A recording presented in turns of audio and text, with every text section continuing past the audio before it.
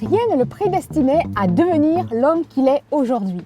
De Cocody à Clichy-sous-Bois, un chemin parsemé d'embûches, de galères, mais pas sans issue. Alors, je vous propose de faire ce chemin avec moi. Chat avec Nac roule avec Salomon. On roule les gars, on roule, poussez! Allez les gars, allez! Allez!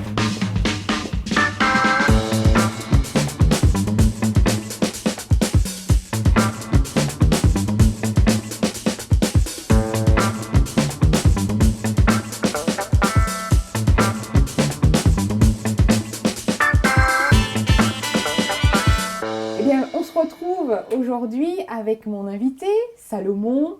Bienvenue Salomon. Bienvenue, merci. Ça fait pas trop bizarre, là tu n'es pas dans la voiture, il n'y a pas de volant, mais tu attaches ta ceinture. Ok. Voilà, on est vraiment ravis. Moi je suis contente de t'avoir ici avec moi sur ce plateau. Et puis tout de suite, je vais proposer à nos amis de te découvrir dans notre séquence portrait. À tout de suite. Alors Salomon, à côté de toi une petite boîte. Ouais. Une petite boîte, j'exagère, une grande boîte. Je la prends. Prends-la. Ok. Et il y a quelques objets symboliques qui vont nous aider un peu à dresser ton portrait. Voilà, je te laisse l'ouvrir. Je pense que ça va te dire quelque chose. Qu'est-ce qui se trouve dedans? Fais-nous voir. Une libellule. Ah non, c'est pas une libellule. Ah bah, Je sais pas si. un papillon. Un papillon. Ah. Un papillon. Ouais. Ça te dit quelque chose, papillon? Ouais. Bah papillon parce que c'est un peu le. Je commence comme ça mon livre, Métamorphose. La métamorphose de la chenille en papillon. Et oui, ça me parle un peu de ma transformation. Comment j'ai été métamorphosé. Enfin, c'est le prologue en tout cas de mon livre. C'est ton parcours. C'est mon parcours. La chenille au papillon. La chenille au papillon qui prend son envol avec le Seigneur, quoi. Et qui se transforme du jeune un peu de cité que j'étais en cet homme nouveau qui prend son envol comme la chenille. La chenille se transforme en papillon et comme le papillon prend son envol vers de nouveaux horizons. Alors, on va plus tard découvrir justement ton parcours, la chenille au papillon. Est-ce qu'il y a encore autre chose? Il me semble que oui. Alors, il y a une petite voiture. Ah. Alors, une petite voiture. Ah, peut-être les émeutes. Sûrement. Sûrement, tu vas peut-être nous en parler. Mais je pense qu'aussi, on te voit dans une émission. Ah, je roule avec. Oui. Ah, j'ai pas pris le même modèle de voiture. Mais oui, c'est vrai que je réalise une émission qui s'appelle Je roule avec, dans laquelle en fait je reçois des invités qui montent dans ma voiture et qui racontent un peu leur parcours, leur histoire de vie. Et puis c'est vraiment chaleureux. Du coup, ça sort un peu du cadre d'interview classique. Et ben les gens sont plus ouverts et se confient plus. Et c'est vrai que c'est une expérience enrichissante. Ok. Il y a encore autre chose? Alors, voilà, le guide pratique de droit. Oui. Alors. Il me semble que tu avais aspiré. Ouais, oh là là là là. J'ai aspiré un moment à devenir avocat. Parce que Tu aimes la justice? J'aime la justice, j'aime défendre les autres, le plus faible. Et après mon baccalauréat, je suis parti en fac de droit pendant 1 an. Et c'était compliqué? C'était compliqué. C'était le format en fait des cours à la fac qui était assez. On était dans les amphithéâtres. Il y a les intervenants qui rentraient, qui parlaient 2-3 heures. C'était pas assez cadré pour moi. Et du coup, ça m'a découragé. Mais j'ai toujours ce désir en moi d'aider les plus faibles, d'être une voix pour les sans-voix. Bah justement, on va le découvrir plus tard dans notre émission, ce cœur de justice que tu as. Ouais. Donc voilà, merci Salomon. Merci. Et à tout de suite pour notre prochaine séquence. Regard croisé. J'ai 2 regards croisés à te proposer. Ce sont 2 personnes qui te connaissent très bien et puis qui t'apprécient. Donc je les laisse te parler. Donc je te le remets. L'asiatique du top. Oui, l'asiatique du top. David. La première fois que j'ai rencontré Salomon, j'ai été vraiment surpris de voir quelqu'un de très généreux et très passionné. Ça m'a vraiment marqué et je lui ai tout de suite proposé de venir nous rencontrer au Top Chrétien pour faire mieux connaissance et parler projet. Et je trouve que Salomon est quelqu'un de très talentueux. Il fait beaucoup de choses, il prêche dans des églises, dans des rues, il fait des émissions très créatives comme Je roule avec. Et pour finir, ce que j'aimerais dire, c'est que Salomon est quelqu'un de très contagieux. Il aime les gens, il vit Jésus, il respire Jésus et ça donne envie de suivre Jésus. Alors je t'encourage vraiment Salomon à continuer à rester comme tu es. Sois béni. Salomon, Ah, alors, ce qui m'inspire chez toi, c'est premièrement la passion qui t'anime pour Dieu. Je t'ai connu, tu étais embrasé pour le Seigneur et aujourd'hui, tu es encore plus fou pour Dieu. Et ça, c'est vraiment quelque chose qui m'inspire chez toi parce que j'ai rarement vu des personnes aussi passionnées que toi pour le Seigneur. Voilà. Et deuxièmement, ce qui m'inspire chez toi, c'est ta combativité. On a traversé beaucoup de choses et ce que j'ai toujours retenu, c'est que tu n'as jamais baissé les bras. Tu t'es toujours battu et tu te bats toujours. Tu trouves toujours une solution à tous les problèmes avec le Seigneur, bien sûr, mais tu es courageux et ça, vraiment, c'est vraiment quelque chose qui m'inspire. oh, ah, purée. C'est Sarah, ton épouse. Ouais, ouais, Courageux, tu es un homme courageux. j'essaye, j'essaye.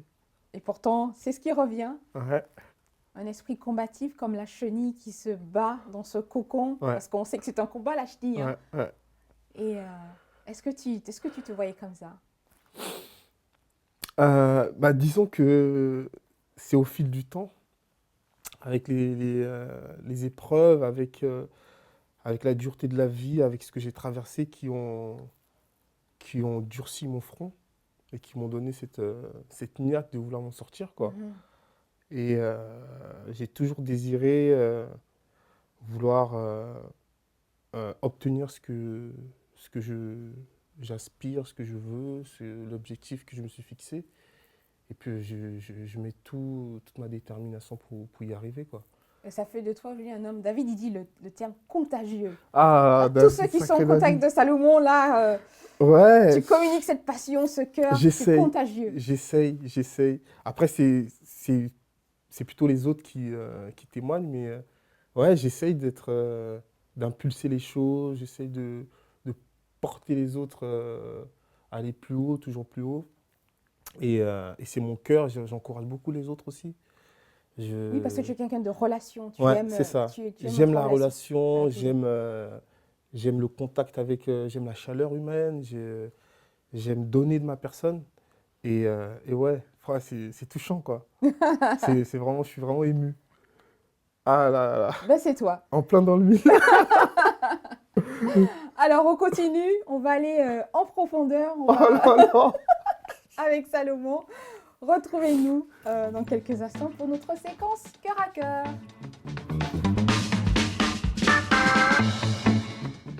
Alors Salomon, c'est bon, la ceinture est attachée, on continue de rouler sur le plateau.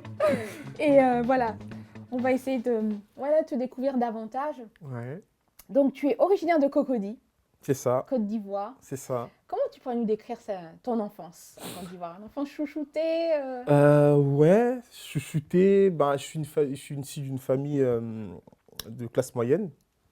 Mon père avait une entreprise de gardiennage, ma mère était expert comptable. Et je suis né à Cocody, qui est un quartier chic de Côte d'Ivoire, de la ville d'Abidjan. Et ben, à l'école, j'étais intelligent, j'étais toujours entre les premiers et troisièmes de la classe. Donc ça va, j'étais bien, j'avais tout ce que je désirais et j'avais une vie paisible. J'avais une grande maison, j'avais mes rêves d'enfant, comme tous les enfants. Et puis, j'ai grandi dans cette famille chrétienne Mhm. à Abidjan et on a vécu aussi pas mal de difficultés Oui, justement. parce que mon père, il avait été accusé faussement avec son associé, donc du coup, il est allé en prison. Mhm. Et ça a été difficile parce que j'avais 5 6 ans et il était emprisonné au Bénin, qui est son pays d'origine. Et c'était difficile parce que je voyais ma mère faire des allers-retours et même moi, je suis allé une fois là-bas le voir en prison et c'était vraiment assez douloureux, C'était quoi. douloureux. Ça, en tout cas, ça a marqué ma conscience d'enfant. Alors quand justement j'ai parcouru ton livre, j'ai vu qu'il y a une série d'arrachements Mm. qui s'est fait dans ta vie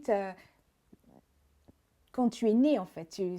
Tu es né arraché à la mort. En C'est fait. vrai. Tu as été C'est arraché vrai. à la mort, arraché à ton papa qui était injustement jeté en prison.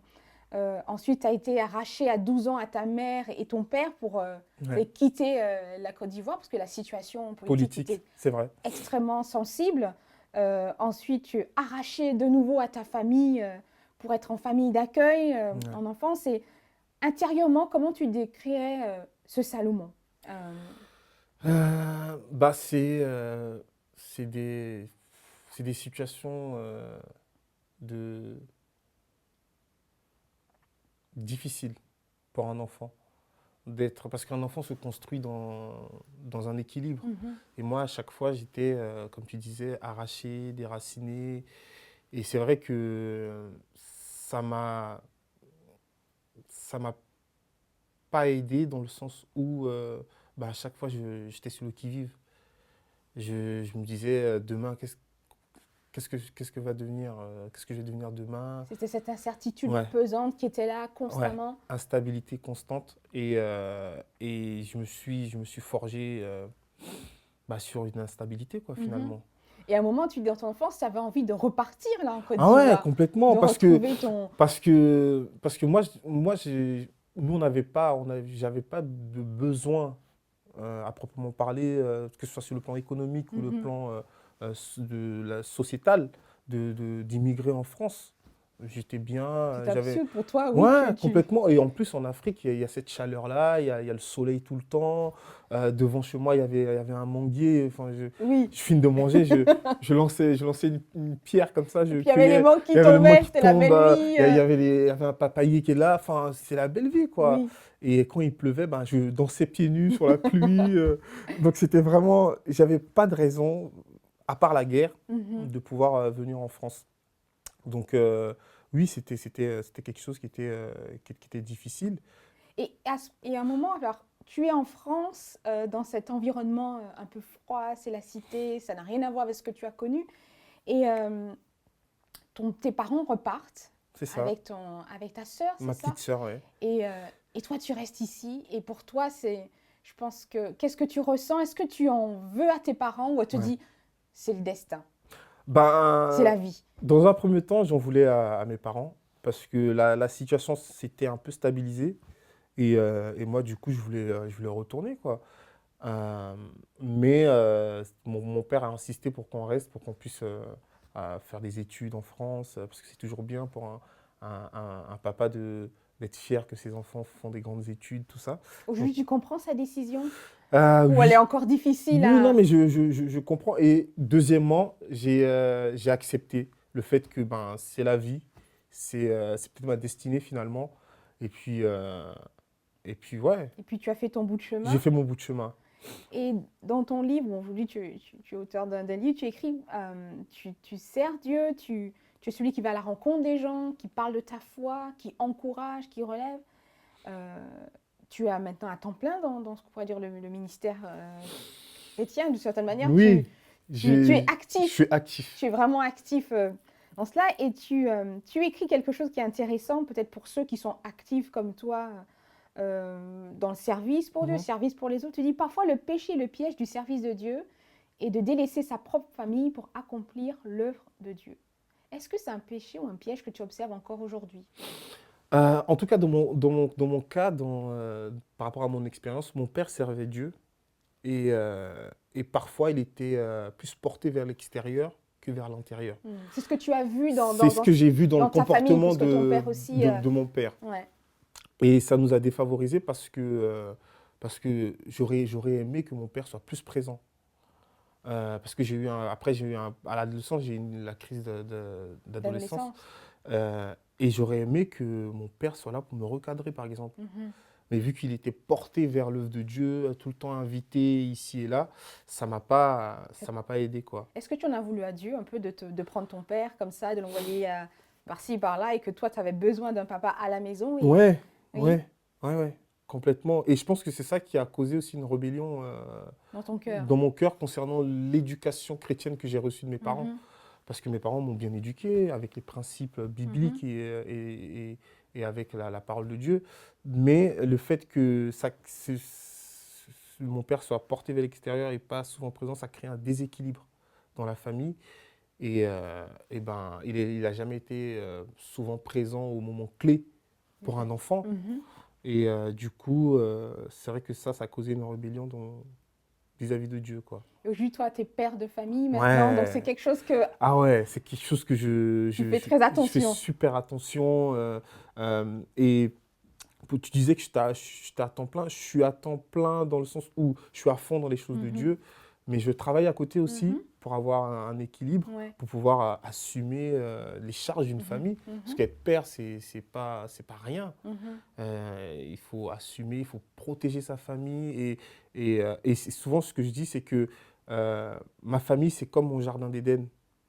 Mhm. Et c'est à l'homme de veiller à ce que le serpent ne rentre pas dans ce jardin, Donc justement. tu sens cette responsabilité de Ouais, ta famille, ce c'est ça. rôle important pour Et je toi. ne veux pas commettre les erreurs que mon père a commis.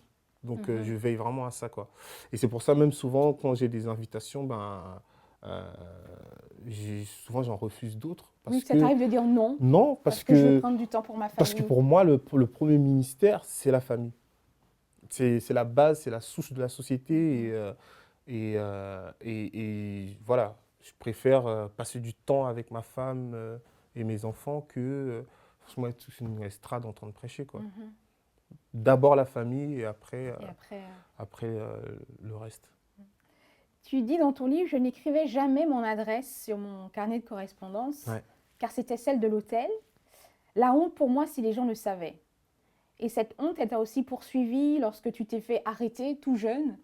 Mais tu dis en même temps, c'était la honte, mais c'était aussi la gloire pour moi Ouais, dans la cité où j'étais, ça c'est vrai. devant les amis. Et est-ce que tu penses que ce sentiment de honte, dû à cette précarité que tu as connue ici en France, a petit à petit tracé une voie vers la petite délinquance? Oui, forcément. Forcément, je pense, hein, et ça c'est... maintenant, je vais en prison pour témoigner. J'ai grandi en banlieue, dans une cité. Donc, c'est sûr que la misère et la précarité poussent les jeunes hommes ou les jeunes femmes Mhm. à aller vers la facilité. Donc, à aller vers la délinquance. Et moi, dans mon cas, c'est sûr que j'avais cette honte-là parce que euh, je dormais à l'hôtel avec ma mère. Et ça me paraissait invraisemblable parce que je me disais, mais mince, en Afrique, on a une grande maison et en France, ici, on dort dans les hôtels et ma mère, elle est tout le temps obligée d'appeler à chaque fois pour qu'on nous reloge. Et après, on doit faire nos affaires, aller d'hôtel en hôtel. Donc tout ça, ça durcit en fait mon cœur. Mhm. Et oui, la précarité, la misère pousse parfois, Oui. à la facilité et à la délinquance. Après, il y a des personnes aussi qui ont vécu une précarité qui ne sont pas forcément Oui. délinquants, mais qui ont trouvé en cette précarité une source de motivation pour pouvoir s'en sortir. Mais c'est vrai que moi, dans mon cas, ça m'a poussé vers la délinquance. J'ai une photo à te montrer.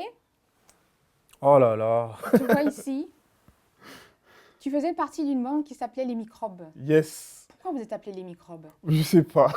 Pourquoi C'était- ce nom? Parce qu'un microbe, c'est vraiment rien, c'est quelque C'est chose c'est qu'on nus- rejette, Non, mais c'est nuisible, c'est nuisible. C'est plutôt dans l'esprit nuisible. Ça, c'était à Clichy-sous-Bois. Mhm. Et à l'époque, il y avait un groupe de jeunes qui s'appelait les Microbes. Donc, c'était des jeunes de Clichy et de la ville à côté, Montfermeil. Et on était connus un peu sur Paris, dans le 93. Mais le terme des microbes, est-ce que c'est cette vision que vous avez de vous-même? Les microbes de la société? Ouais, un peu. Un microbe, c'est quelque chose qu'on n'aime pas, Qu'on veut éradiquer, on veut éradiquer. oui, Et c'est vrai qu'en banlieue, en cité, on a ce sentiment-là. d'être des microbes. Ouais, d'être des microbes, d'être, euh, entre guillemets, stigmatisé sans cesse, les mal-aimés, quoi. Et puis, en plus, quand tu es noir, Ça n'aide pas, ça n'aide remporte pas. les choses. Oui, voilà. Et puis, Ce sentiment de malaise. bien sûr, et qui est présent, hein, il ne faut pas le nier. Mais aujourd'hui, bah, j'ai un autre recul, quoi. Mhm. Aujourd'hui, j'ai un autre recul. Ce sentiment de malaise va connaître un peu son apogée le 25 octobre 2005, Ouais. à la mort de ces deux jeunes, Bouna et Zied. Et Salomon, tu étais parmi les leaders de ces émeutes. Ton cœur était pétri de colère, de haine, de sentiments d'injustice. Et c'est une révolte ouverte aux autorités. Qu'est-ce qui t'anime à cet instant? Alors, Bouna et Zied, pour un peu restructurer le contexte, c'est que c'était des jeunes de la cité qui étaient dans une ville à Livry-Gargan, qui est juste à côté de Clichy-sous-Bois. Ils étaient en train de jouer au foot. Et puis, moi, je me souviens de ce jour-là, c'est que moi, j'étais aussi à Clichy-sous-Bois, mais au terrain synthétique. On était en train de jouer au foot. Et tout d'un coup, les lumières de la ville se sont éteintes. C'est-à-dire la ville Le était noir complet. le noir complet. On ne comprenait pas. Et en fait, c'était parce que ces deux jeunes ont été pris à partie par la police. Donc ils ont couru parce que ce n'était pas eux. Et ils sont allés se réfugier dans une centrale électrique. Et lorsqu'ils ils ont escaladé le mur, ils sont tombés directement dans la centrale. Et en fait, l'électrochoc, ils ont été grillés. Ça a provoqué cette coupure de courant sur toute la ville.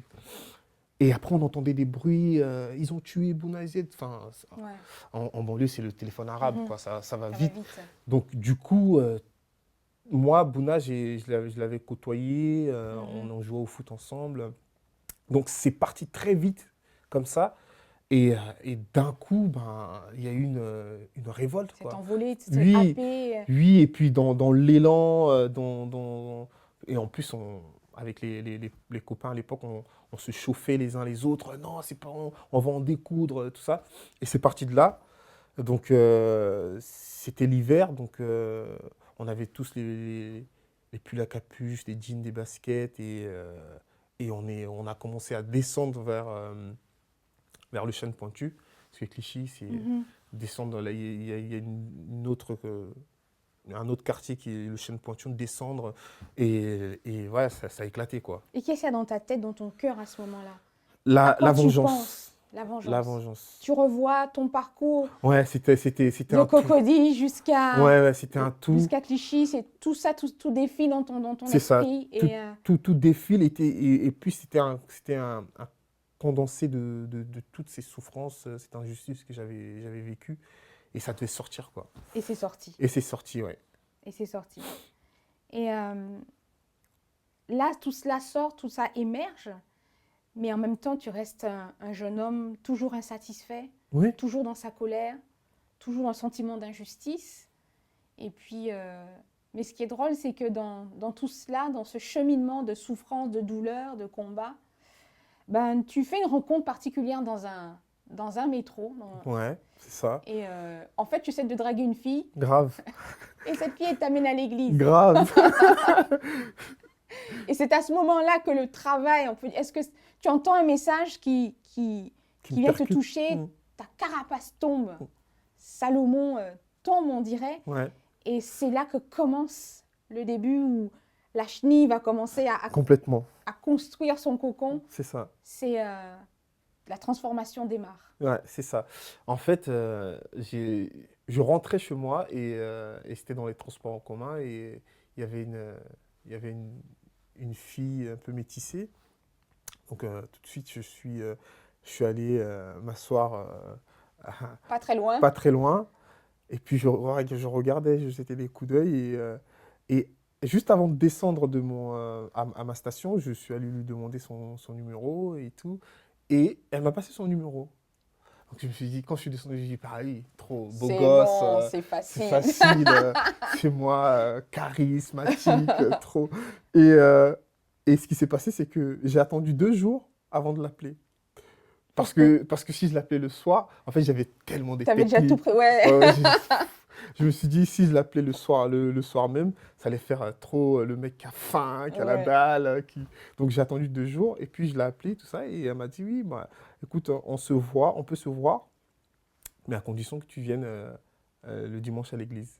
Et c'est comme ça que je me suis mis sur mon 31 Pour aller à l'église. pour aller à l'église. Toujours avec ta crête blonde. Ah ouais, complètement. Crête blonde, des boucles d'oreilles, le dernier jean à la mode, la dernière paire de baskets. Je faisais beaucoup. T'avais sorti le jeu là. Ah ouais, le grand jeu, je dirais là.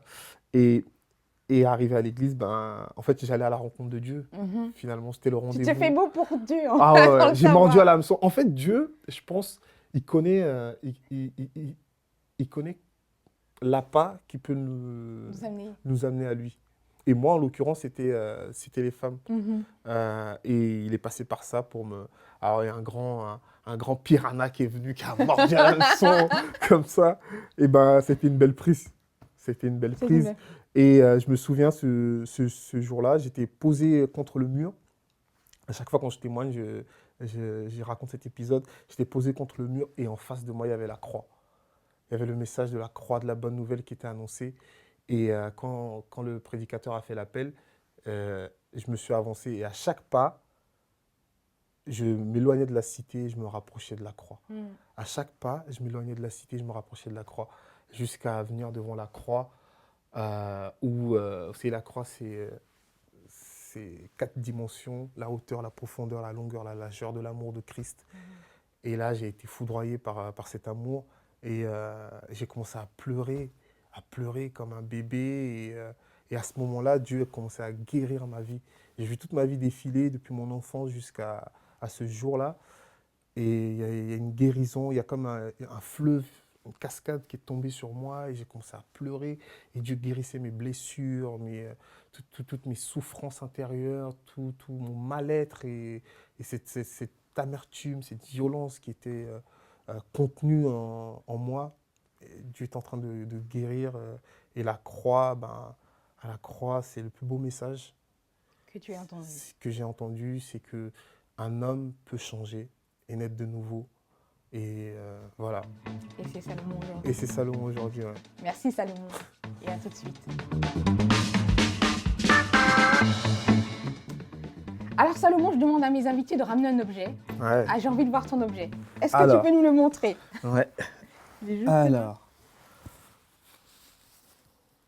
Ah là, tu Bon, l'as bien attaché là. Tu rigoles pas. Non, je rigole pas. Qu'est-ce qui vient de sortir? Voilà. Oh!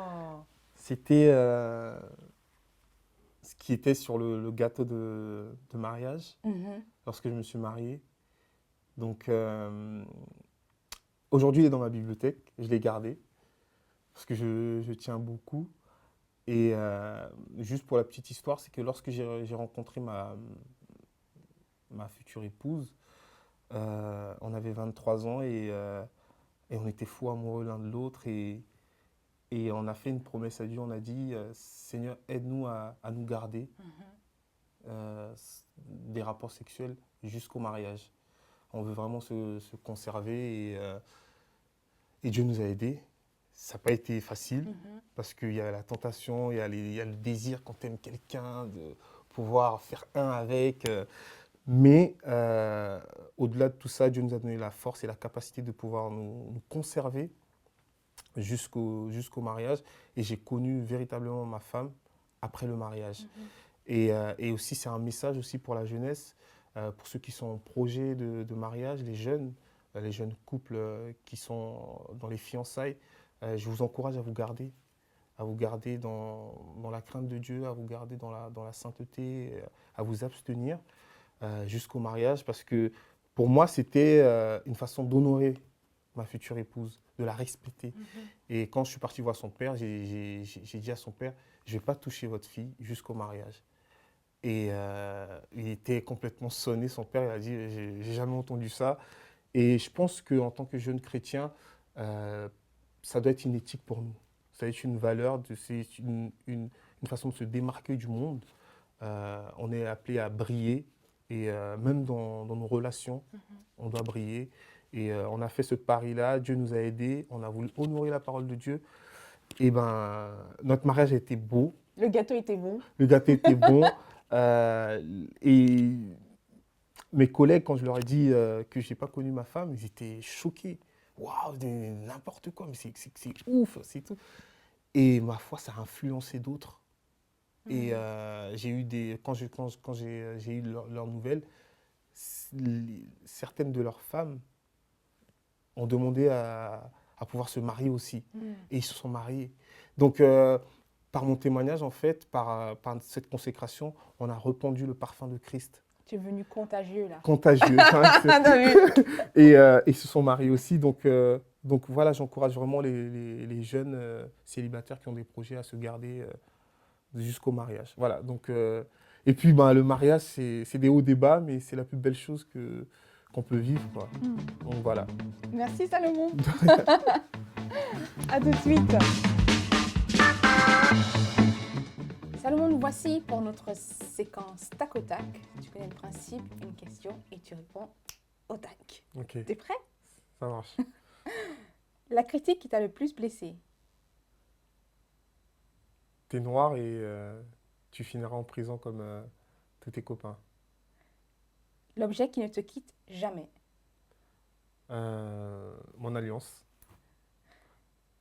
Quel est ton fond d'écran sur ton smartphone? La photo de ma femme et de mes enfants. La chose que tu considères comme une corvée? Le ménage. La dernière fois où tu es sorti de ta zone de confort? Récemment, je suis parti, c'était l'hiver dernier, je suis parti aider les migrants à Porte de la Chapelle, distribuer à manger des vêtements. Es-tu du matin ou du soir? Du matin, La dernière fois où tu as pleuré? là, aujourd'hui. Qu'est-ce que tu dis quand tu te cognes un orteil? Aïe! Quelle serait ta première mesure si tu étais le président Macron le temps d'une journée? Je mettrai un peu de social dans mon programme et puis je donnerai un peu de pouvoir d'achat aux retraités. Si ton enfant te demandait une définition de l'amour, que répondrais-tu? L'amour, c'est grand et c'est profond. Et c'est comme la relation de papa et maman. Quand as-tu ressenti ta plus grande poussée d'adrénaline? Pendant les émeutes. Qu'est-ce que tu as fait de plus fou par amour?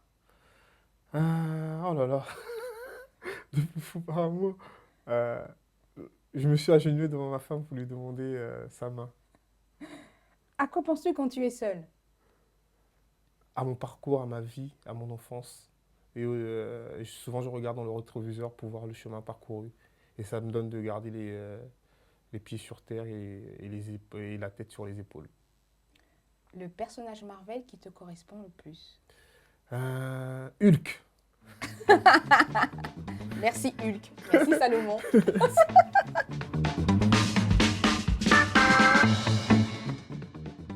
Eh bien nous voilà à la fin de l'émission. Ça va Salomon? Ça s'est va. bien passé? Ouais. Pas eu d'accident? Ouais, l'atterrissage, il Il est très beau. bien. Alors simplement, moi j'ai envie de te laisser la parole pour le mot de la fin.